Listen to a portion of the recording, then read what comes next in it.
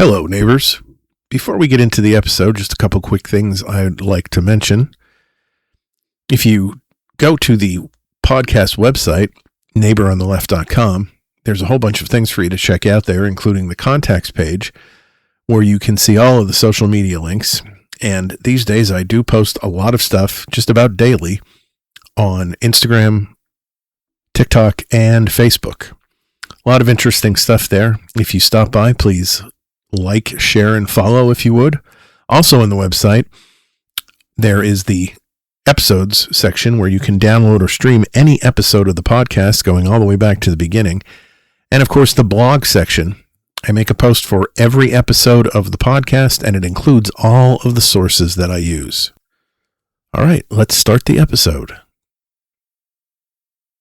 So let me start off by asking for a definition. What does merit actually mean? We use the word merit all the time. Merit-based hiring, merit-based promotions, merit-based admissions, best person for the job. And it sounds simple, but what does it actually mean? Is merit experience, education, past results, judgment, character? Is it working harder than everyone else? Or is it being given the chance to prove that you can? And who decides? Who gets to decide what merit is? The boss, the voters, the hiring committee, the person already in power? Suppose two people are competing for the same job. One has more experience. The other one has better results. One has the stronger education and the other has spent 20 years doing the actual work. One knows the right people, the other has just never been invited into the room. So which one has more merit? And what if the person who gets the job is not the smartest, the most experienced, or the most capable? What if they're simply the most loyal, the most connected, the most easy to control? What if they are the owner's son, or the boss's friend, or the loudest voice in a meeting? Most of us have seen that happen. Most of us have watched somebody get promoted and quietly thought, really? That person? And yet when the same thing happens in government, the questions often disappear. We hear that someone is highly qualified. We hear that they are the perfect choice. We hear that they were selected on merit. But compared to whom? What was the competition? What did the other resumes look like? And if we never get to see the comparison, how are we supposed to know whether merit actually won? Maybe merit is real. Maybe meritocracy is real. Maybe hard work and talent still open doors, but maybe the word has also become something else. A label, a shield, a way of making preference sound objective. So today I want to slow the whole idea down. What does merit actually mean? Why do Americans disagree about it so fiercely? And do the people who invoke merit most often really apply it when the choice becomes politically inconvenient?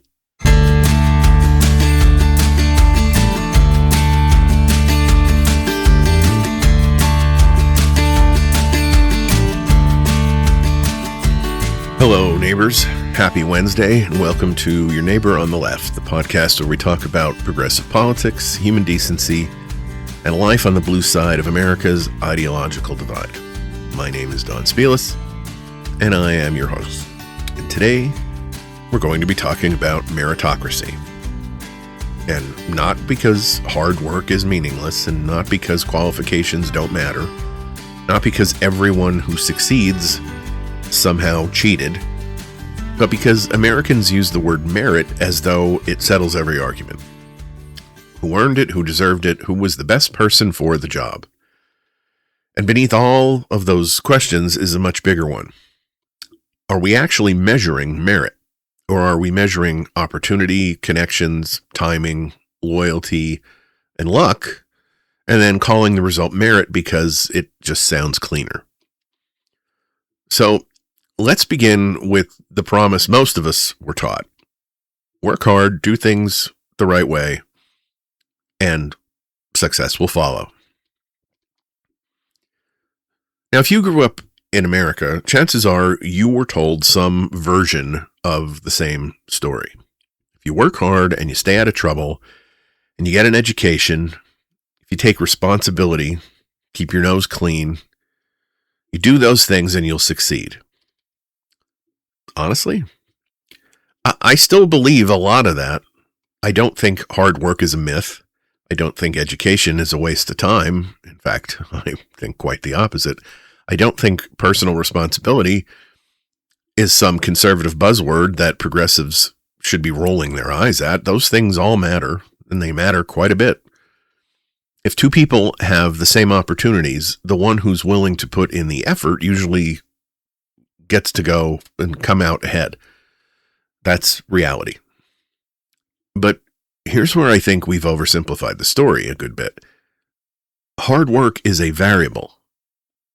It's just not the only variable. Imagine two kids born on the same day. One grows up in a stable home with parents who have college degrees. There are books on the shelves. Someone helps with the homework. If they get sick, they go to the doctor. If they're struggling in school, there's money for tutoring. The other grows up in a neighborhood where schools are underfunded, housing isn't stable.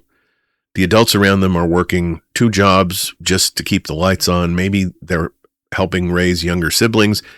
Maybe they don't have reliable transportation. Maybe college isn't something anyone in the family has ever experienced. Now you tell me, which kid has to work harder to reach the same starting line? And that's not making excuses. That is just recognizing reality. The first child didn't earn those advantages. The second child didn't choose to have those obstacles. Neither one woke up in the delivery room and negotiated the terms of the deal. Life handed them different opening hands. That doesn't mean the game is over. It means they aren't playing on the same board. And this isn't only about poverty. Health matters. A person battling chronic disease is playing a different game than someone who's healthy. A veteran returning with PTSD faces different challenges than someone who never experienced combat. A person with a disability may need to work twice as hard simply to accomplish what others have taken for granted. Geography matters. Growing up in a town with excellent schools and broadband internet and internships and nearby universities creates opportunities that simply don't exist everywhere. And timing matters. Ask anyone who graduated college during the Great Recession, or anyone who bought their first house before prices exploded, or someone who entered the workforce just as an entire industry collapsed. Luck matters. We don't like admitting that. Luck feels unfair. It almost sounds like it cheapens achievement, but it doesn't. Think about your own life. How many jobs did you get because someone happened to know someone? How many opportunities appeared because you happened to be in the right place at the right time? How many friendships changed your career? How many doors opened because one person believed in you? Were those things earned? Well, not exactly. Did they matter? Absolutely. None of this means successful people didn't work hard. Most of them did. It simply means success is rarely the product of effort alone. It's effort mixed with opportunity and timing and circumstances, mixed with people who open doors, mixed with a little randomness that none of us really likes to acknowledge. That's why I've always been uncomfortable when I hear someone say, anybody can make it if they just work hard enough. Really? Anybody?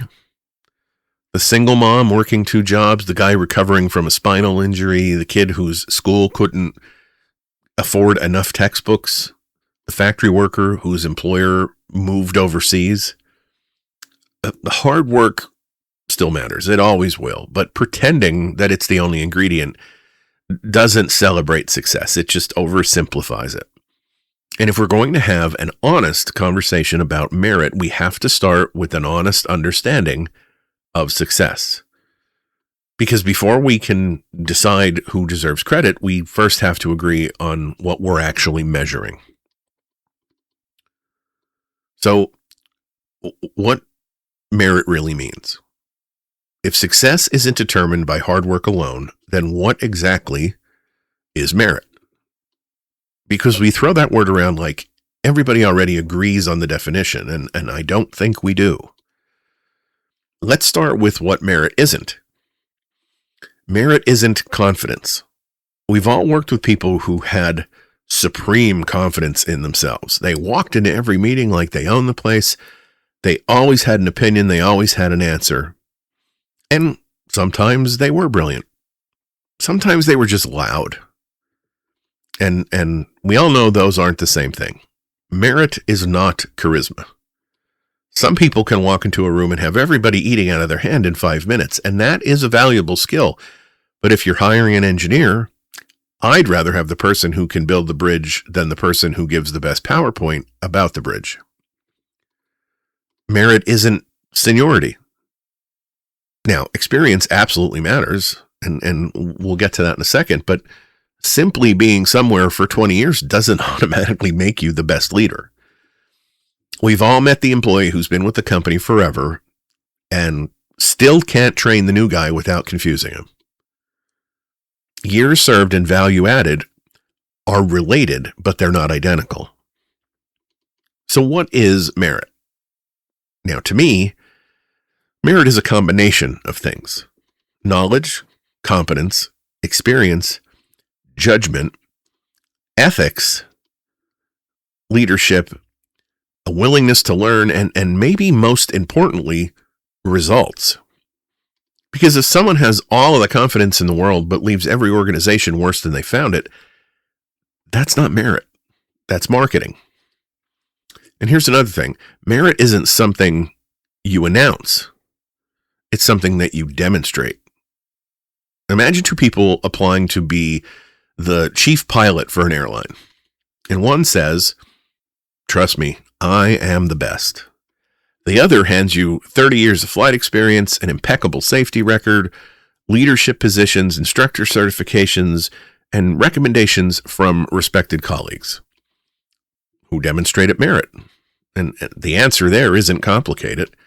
And yet we often abandon that standard the moment conversations become political. We hear somebody described as the perfect choice, the strongest candidate, the most qualified person. Okay, show me the resume. Seriously, I'm not asking that sarcastically. If someone is truly the best candidate, then the resume should make that obvious. Simply saying someone is the best person for a position means nothing without the resume. Now, here's where this gets interesting. Almost every one of us has lived through fake merit. Maybe you worked in an office where the owner's nephew became your supervisor 6 months after graduating from college. Everyone knew why. It wasn't because he suddenly became a management genius. Maybe you've watched somebody get promoted because they golfed with the boss every Saturday, or because they laughed at every joke, or because they never challenged bad decisions. Maybe you've been the person who trained your own supervisor. You knew more, you had more experience, you've solved more problems, but somebody else got the title. Why? Office politics, connections, friendships, loyalty. Most people don't need a dictionary definition of favoritism because they've lived it. They've sat in the break room afterwards saying, "You have got to be kidding me." And here's the fascinating part. When it happens at work, we recognize it immediately. Nobody says, "Well, the boss's son must have been promoted on merit." Nobody believes that. Nobody says the CEO's college roommate was obviously the most qualified applicant. We know what we're looking at. We call it nepotism or favoritism or interoffice politics. We instinctively recognize that relationships sometimes beat qualifications. So here's the question that's been rattling around my head. If we recognize favoritism so easily in our own workplaces, why is it so much harder to recognize it in government? Why do we suddenly stop asking for the resume? Why do we stop comparing qualifications?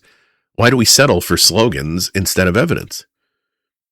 Because if merit really is the standard, then we should be willing to ask the same question every single time.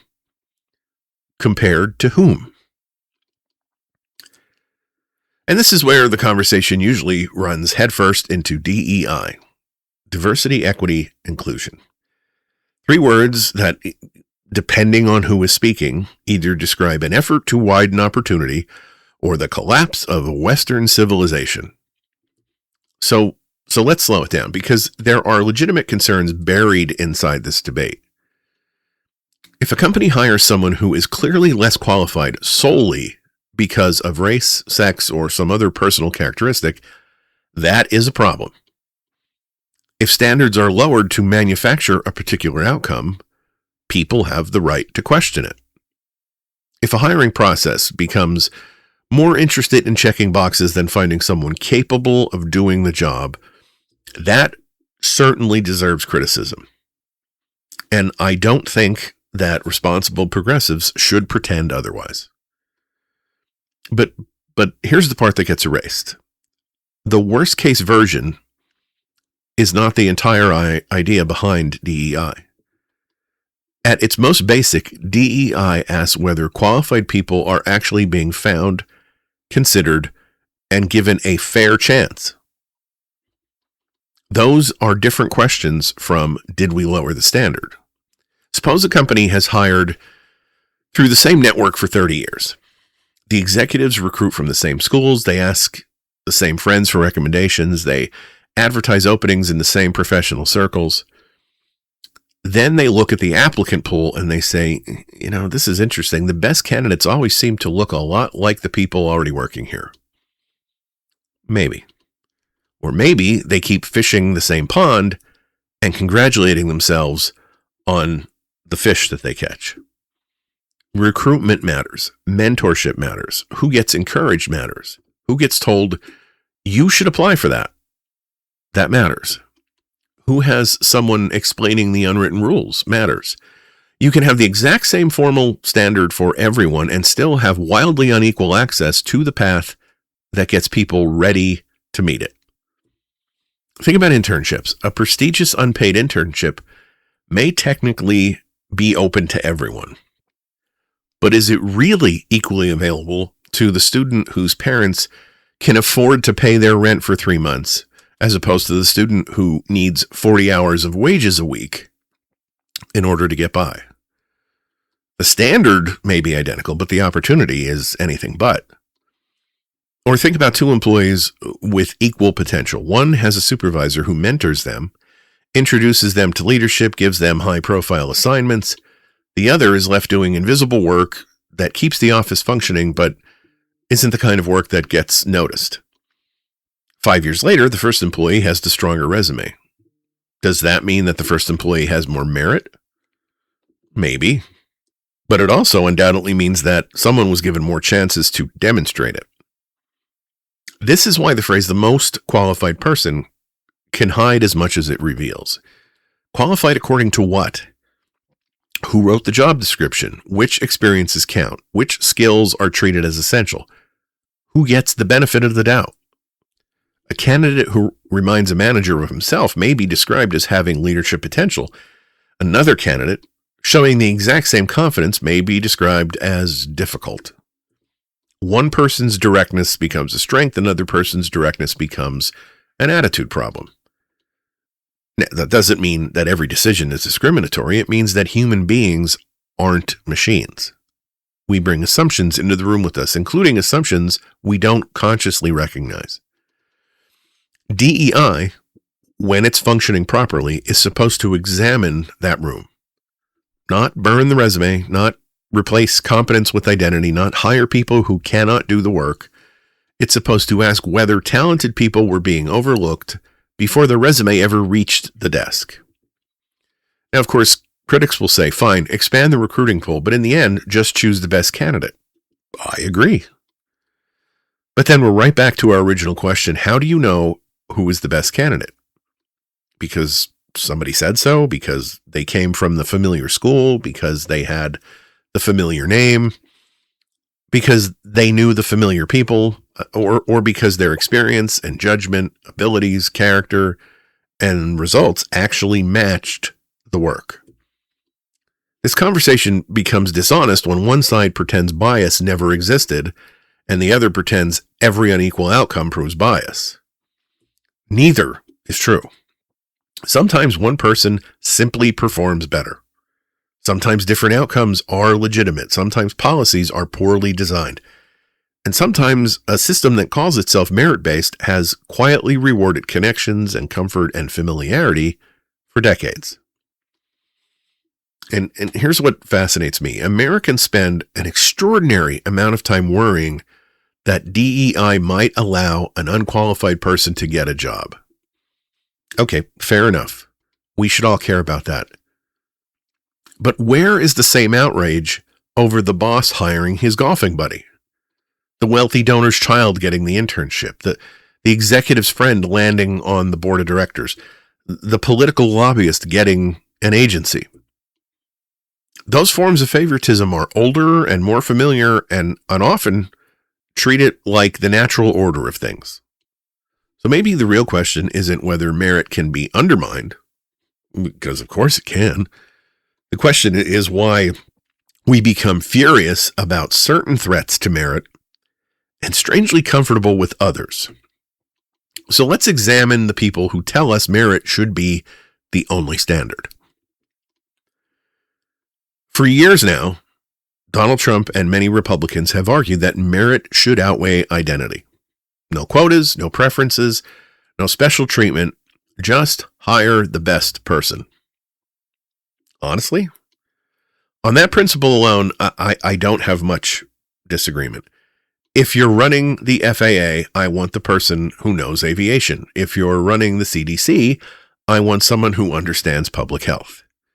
If you're running the Pentagon, I want someone capable of managing the largest military organization on the planet. That seems pretty reasonable. But here's where I get confused, because saying you believe in merit isn't the same thing as consistently practicing it. Let's be honest about something. Winning an election qualifies you to be president.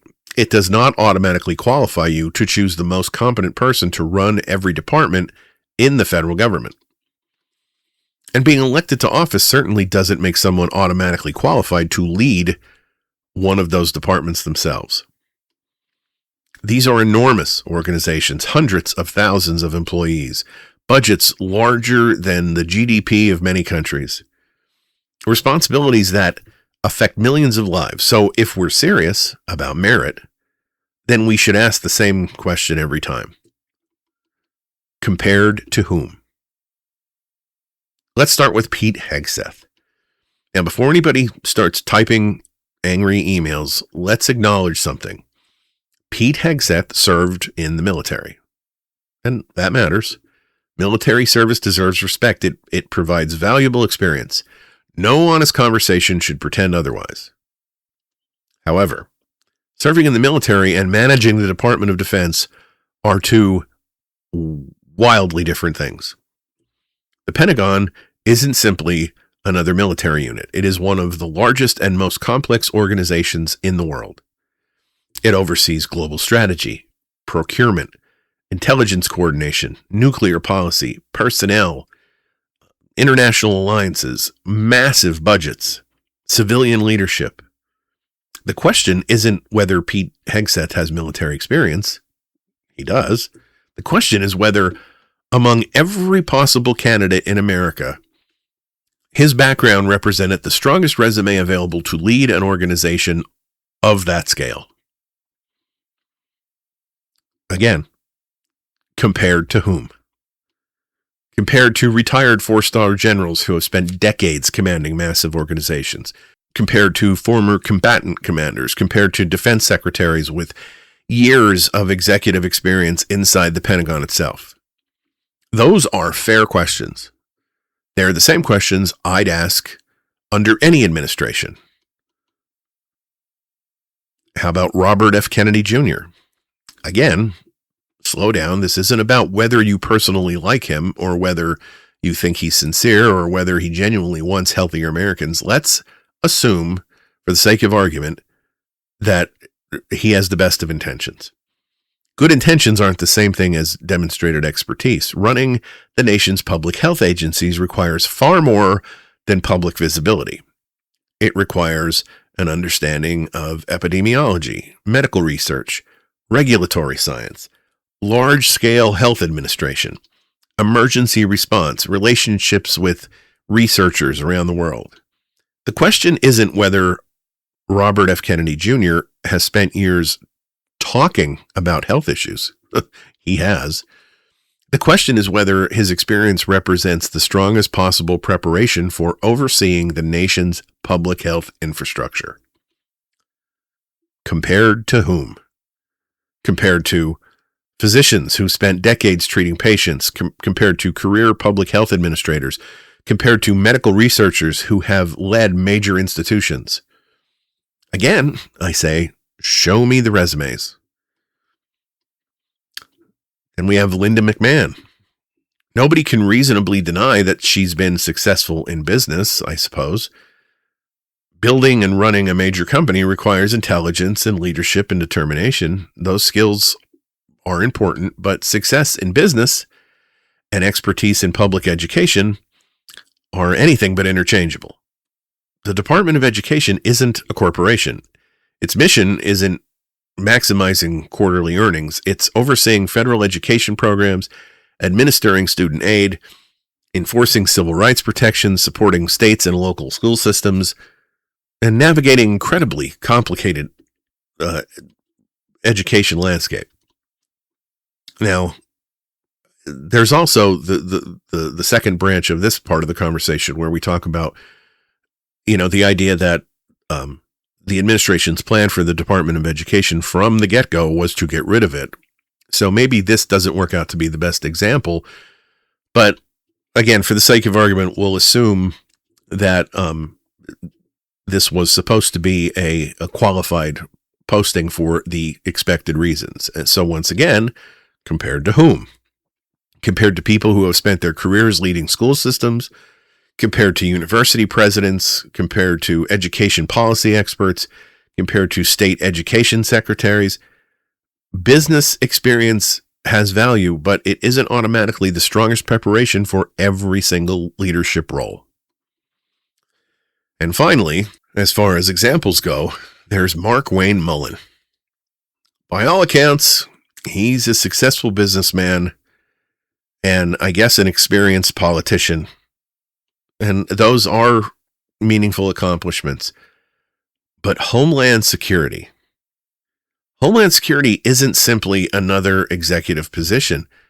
Think about everything that department touches. Border security, the Coast Guard, the Secret Service, the Transportation Security Administration, cybersecurity, disaster response through FEMA, critical infrastructure protection, immigration enforcement, counterterrorism coordination. That is an extraordinary range of responsibilities. So the question, again, is the same. Compared to whom? Compared to people who have spent decades leading emergency management agencies, to career Homeland Security professionals, to intelligence officials, compared to leaders with deep operational experience across those systems. Notice what I'm not saying. In all these examples, I'm not saying these people are stupid. I'm not saying they have no experience.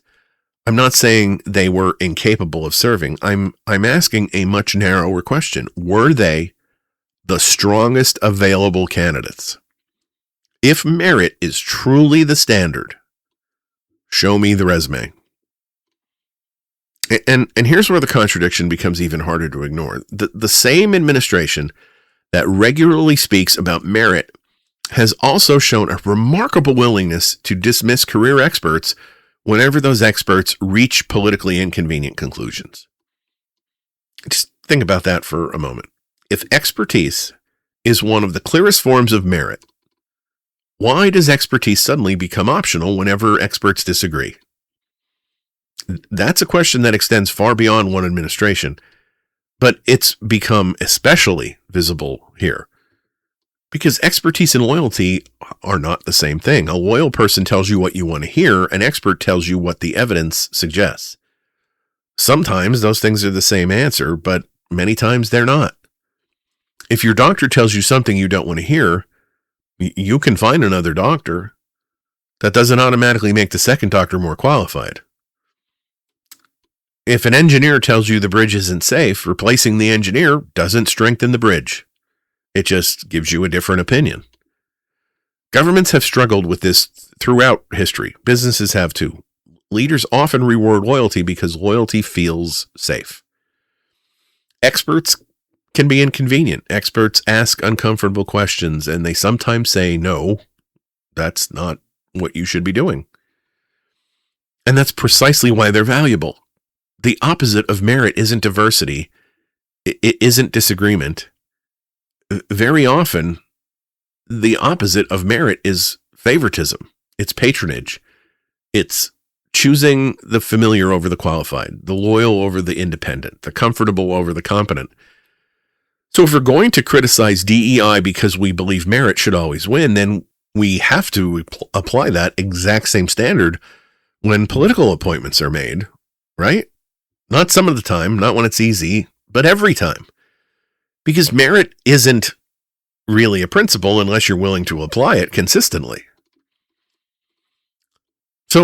So where does all of this leave us? If success isn't determined by hard work alone, if opportunity matters and favoritism exists and DEI can be implemented well or poorly, if political appointments don't always reflect the strongest available resume, then what are we supposed to do with the idea of merit? Throw it away? No, I don't think so. Absolutely not. I think we should take merit more seriously than we do now, not less. Because a genuine meritocracy is actually much harder than simply saying hire the best person. It requires us to ask difficult questions. How do we know they're the best? Who are we comparing them to when we say that? What evidence supports the conclusion? What qualifications actually matter for the job in question? And maybe the hardest question of all, would I apply this exact same standard if the person belonged to my political party? That's where consistency comes in. It's easy to demand merit when we're criticizing people we already disagree with. It's much harder when the person benefiting from the favoritism is someone we voted for, or someone we admire, or someone who says the things we want to hear. That's the real test. Because if I complain about DEI but ignore patronage, then I'm not defending merit. I'm defending a different kind of preference. If I criticize favoritism in a corporation but excuse it in government, I'm not defending merit. I'm defending my team. If I dismiss expertise whenever experts challenge my politics, then I don't really value expertise. I just value agreement. And those aren't the same thing. The truth is, America has never been a perfect meritocracy. I would imagine no country ever has. There have always been advantages, family connections and money and social status and politics and luck. But recognizing that doesn't mean giving up on the ideal. It means trying harder to live up to it. Hard work should matter, education should matter, talent should matter, personal responsibility should matter, but so should honesty and fairness. So should equal standards.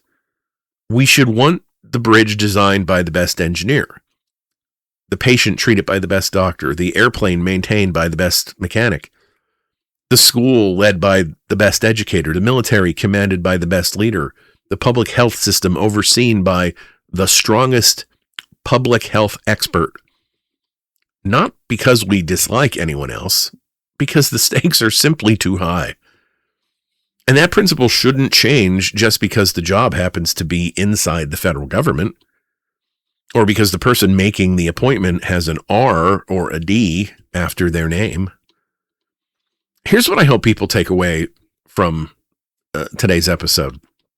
Acknowledging that opportunity matters does not diminish achievement.